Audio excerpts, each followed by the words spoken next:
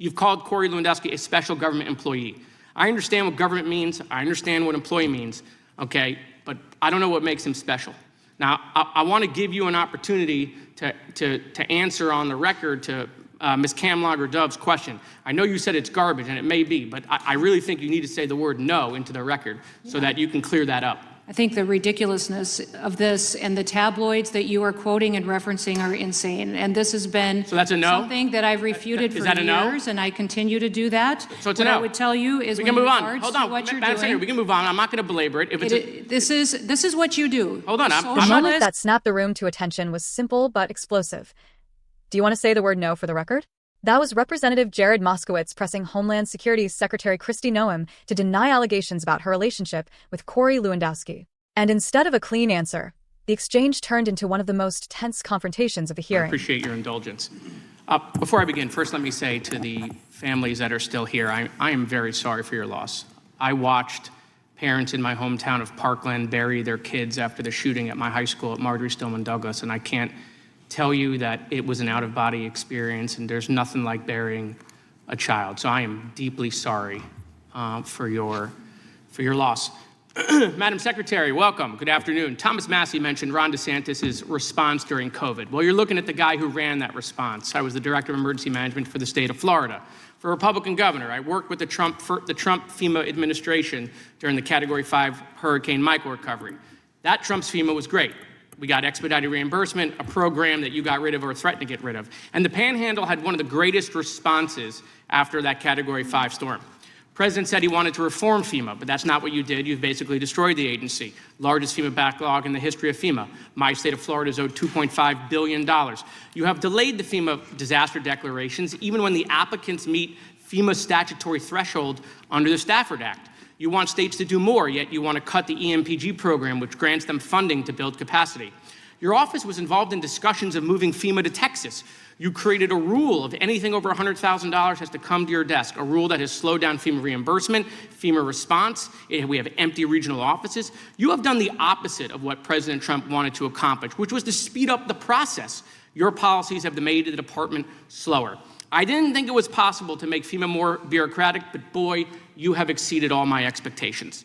In the Texas floods, you didn't put the urban search and rescue crews on the road for 72 hours. Days later, the FEMA urban search and rescue chief resigned in protest.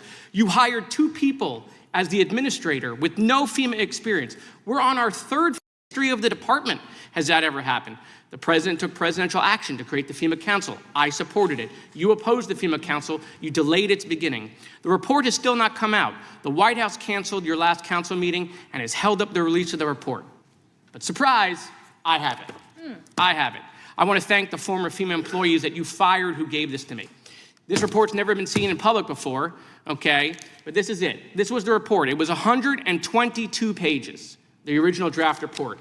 You and Corey Lewandowski then took the report and made it 23 pages. You cut out all the stuff that was put in by governors who had been through disasters, emergency management directors, FEMA experts, national security experts. You cut it all out. It's all gone. That's why the report's not been released. It's sitting in the White House trying to figure out this mess that you created. So instead of getting the recommendations we need, now we have nothing.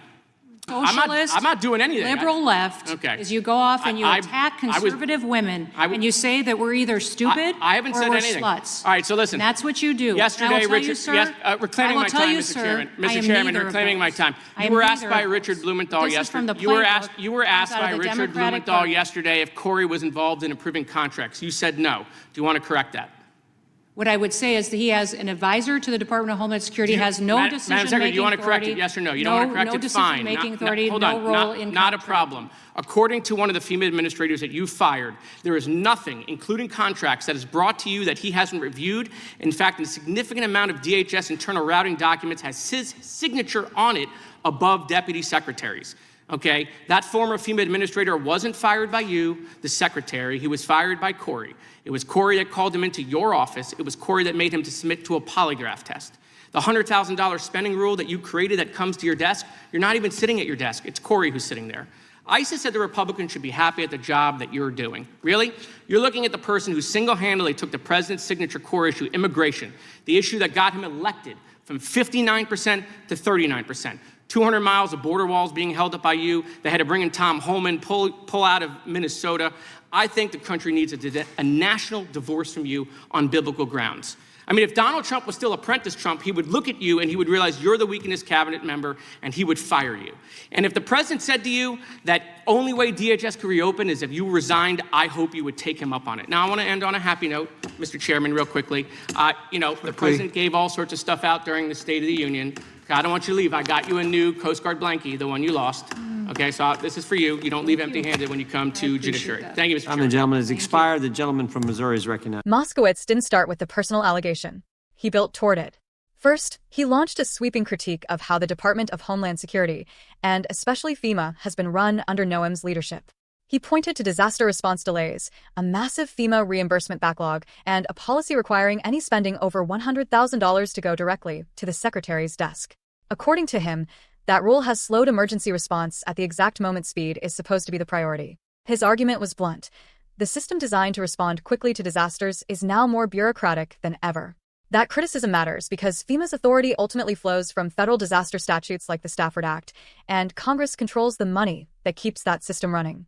Under Article 1 of the Constitution, Congress holds the power of the purse. Agencies like DHS implement those programs, but they remain accountable to congressional oversight. This hearing was that oversight in action. But the confrontation escalated when Moskowitz turned to something far more controversial, the alleged influence of Corey Lewandowski inside DHS. Lewandowski is officially described as a special government employee. On paper, that status allows outside advisors to assist the government without becoming full-time federal staff. Moskowitz argued that the reality looked very different. He claimed Lewandowski had been reviewing internal DHS documents, influencing contract decisions, and even playing a role in personnel actions, despite not holding a formal decision-making position. That's where the questioning sharpened. Moskowitz asked Noem to clarify earlier testimony in which she said Lewandowski was not involved in approving contracts. He cited reports and testimony from former FEMA officials suggesting the opposite. Then came the question that changed the tone of the hearing. Would she simply say no to rumors about a personal relationship? Noem refused to engage directly. Instead, she dismissed the claims as tabloid garbage and accused critics of attacking conservative women.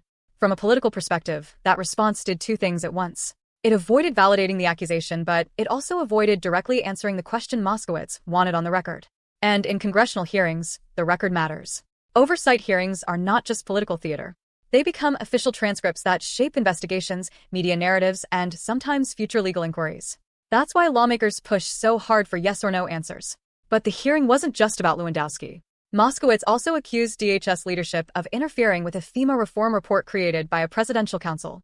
According to him, an original 122-page report filled with recommendations from governors, emergency managers, and disaster experts was reduced to just 23 pages before release. He claimed those edits removed critical guidance that could improve disaster response nationwide. Noem did not directly engage with that accusation during the exchange, leaving the claim hanging in the room. And then, just as tensions peaked, Moskowitz ended the confrontation with a moment of biting sarcasm. He presented Noem with a Coast Guard blanket, referencing a viral news story about a blanket reportedly lost during official travel. The gesture drew attention, but it also underscored how political theater often blends with serious oversight in congressional hearings. So, what does this moment actually reveal?